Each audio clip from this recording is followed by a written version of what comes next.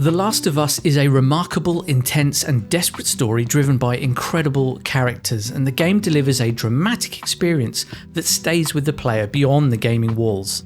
The TV series has garnered even greater interest in the journey of Ellie and Joel, and then with the second season of the show now upon us, it is certain to gain an even greater following. Sony have chosen to memorialise the much-loved series with its own limited edition DualSense controller, and as a fan myself, the news that we were getting this just blew me away. So this is the box that it comes in. The packaging design is very subtle and reflects the controller's monochromatic design.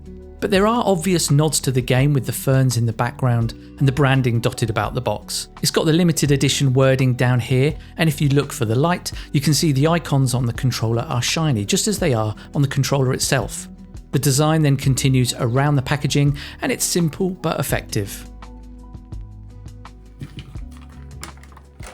It's the usual deal inside the box, standard packaging with the controller and a manual.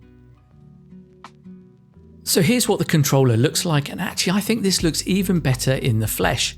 The two-tone light and dark design really pops out and is absolutely covered in the Last of Us iconography.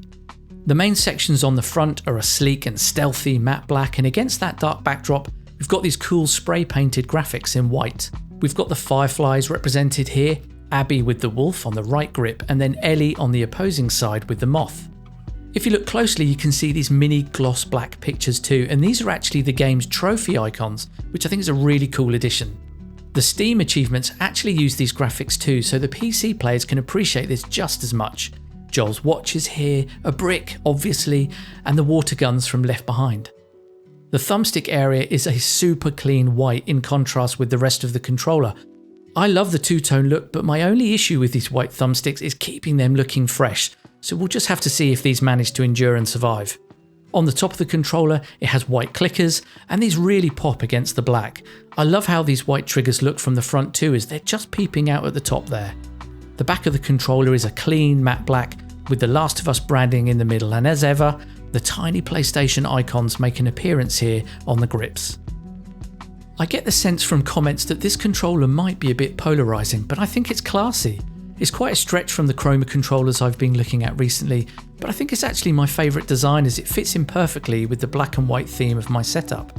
My only gripe is that the design could be adapted for almost anything. It's not hugely Last of Us-y when you think of the game's world, colourful fungus and vivid post-apocalyptic imagery that could have been represented here somehow.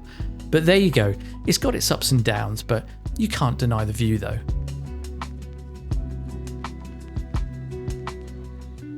Okay, so that's it for today's video. If you can spare me a second to stamp a like on the vid, that would be hugely appreciated. And if you like your gaming stuff, please subscribe so you can come back in future days. Now you might have noticed I threw a few Last of Us references in the vid, so let me know in the comments which ones you managed to catch. Any questions, open fire in the comments, and other than that, take it easy and I'll catch you soon.